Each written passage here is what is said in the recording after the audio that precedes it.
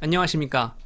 제가 생각하는 통일을 해야 되는 이유 5가지에 대해서 말씀을 해드리겠습니다. 평화를 위해서 통일을 해야 된다 라고 생각하시는 분들이 많을 수도 있는데요. 저는 평화보다도 생존을 위해서 통일을 해야 된다 라고 생각합니다.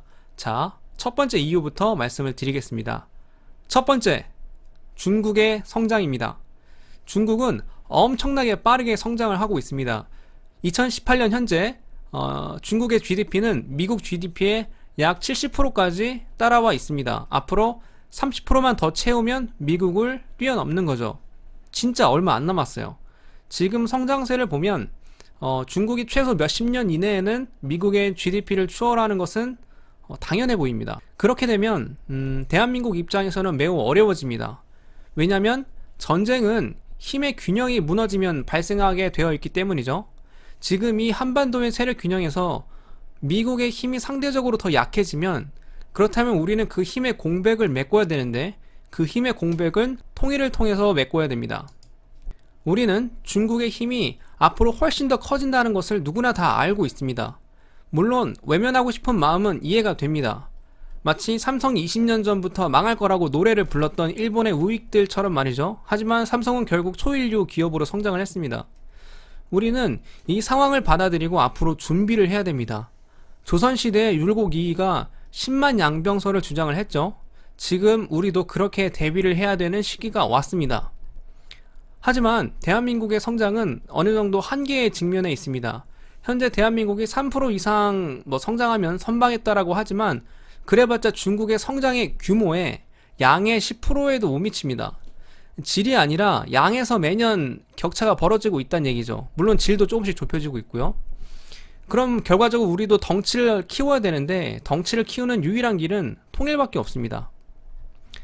자, 통일을 해야 되는 이유 두 번째, 바로 외교력입니다.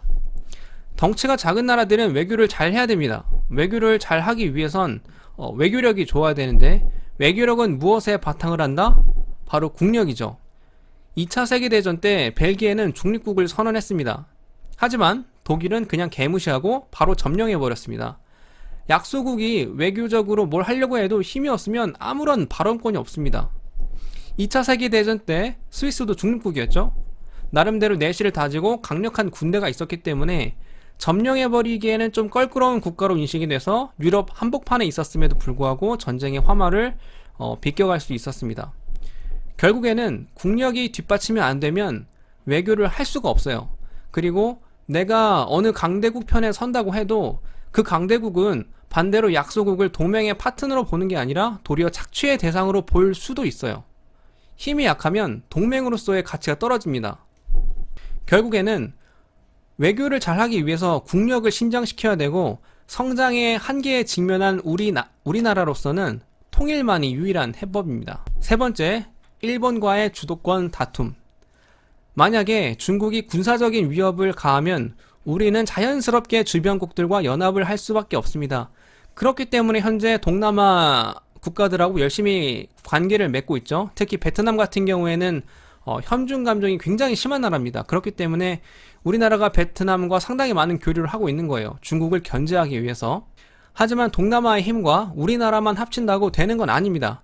결국에는 일본과 연합을 해야 되는 순간이 옵니다. 일본과 군사적으로 연합을 했을 때 일본이 주도권을 잡게 내버려둘 수는 없죠. 왜? 일본은 우리가 약해지면 언제든지 뒤에서 칼을 꼽을 수 있는 나라입니다.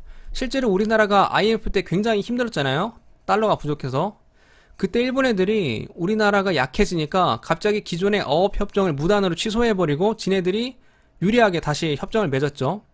일본이 그런 나라입니다. 그런 나라이기 때문에 나중에 군사적인 연합을 했을 때에도 적어도 대등한 위치에 있어야 됩니다. 안 그러면 작전의 주도권을 일본이 가져가고요. 언제 뒤에서 칼을 꼽을지 몰라요. 그렇기 때문에 우리가 통일을 해서 무조건 덩치를 키워야 됩니다. 현재 일본은 우리나라 GDP의 3배 이상이에요. 우리가 질적으로 앞서는 분야가 있다고 하더라도 덩치에서는 상대가 안 됩니다. 나중에 결정적으로 군사적인 연합을 하는 시기가 왔을 때 한국, 일본, 동남아 연합 시에 주도권을 절대로 일본에 뺏기면 안 되기 때문에 우리는 통일을 해서 덩치를 키워야 됩니다. 자, 네 번째 이유입니다. 바로 중화 사상입니다. 제가 왜 자꾸 중국이 잠재적인 위협으로 간주를 하냐면요. 바로 중화 사상 때문입니다. 중국이 그런 얘기를 했죠. 소국은 대국을 따라야 된다. 아니, GDP 1위인 미국이나 GDP 3위인 일본이 우리한테 야, 너네는 소국이니까 우리 대국을 따라. 당연한 거 아니야? 라고 얘기한 적은 한 번도 없어요. 물론 속으로는 그렇게 생각할 수 있지만 겉으로는 그렇게 얘기를 안 하거든요. 근데 중국은 그렇게 공공연하게 얘기를 해요. 근데 진짜 문제가 뭐냐면 중국의 14억 인구가 이런 중화 사상을 가지고 있다는 얘기예요. 다시 말해서 혹시나 나중에 중국이 민주국가가 된다고 하더라도 이런 중화 사상을 가진 국민들이 뽑은 지도자의 모습이 어떻겠어요?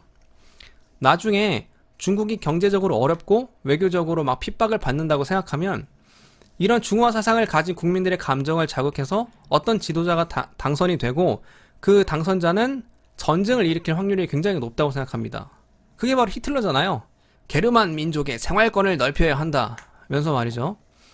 소국은 대국을 따라야 한다는 생각을 가진 사람들이 힘을 얻으면 그렇게 할 확률이 굉장히 높아요. 그렇기 때문에 제가 중국을 잠재적인 적국으로 보는 것입니다. 다섯 번째 이유, 후손들에게 떳떳하자.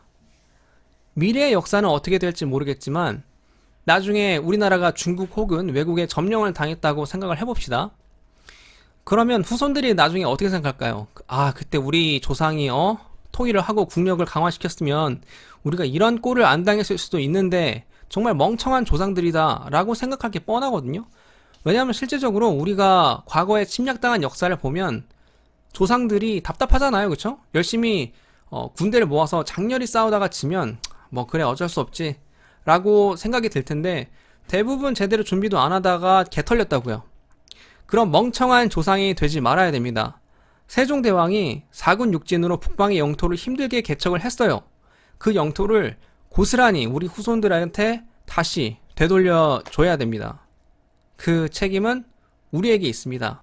자, 정리를 좀 해보자면 중화 사상을 가진 사람들이 나중에 GDP 1위 국가가 되면 우리나라를 침략할 확률이 굉장히 높다. 그렇기 때문에 우리는 그에 맞서서 덩치를 키워야 되는데 덩치를 키울 수 있는 유일한 방법은 통일밖에 없습니다. 우리의 생존을 위해서 반드시 지금 통일의 시나리오를 짜야 됩니다. 다음 시간에는 제가 생각한 통일의 시나리오에 대해서 말씀을 드리겠습니다. 고맙습니다.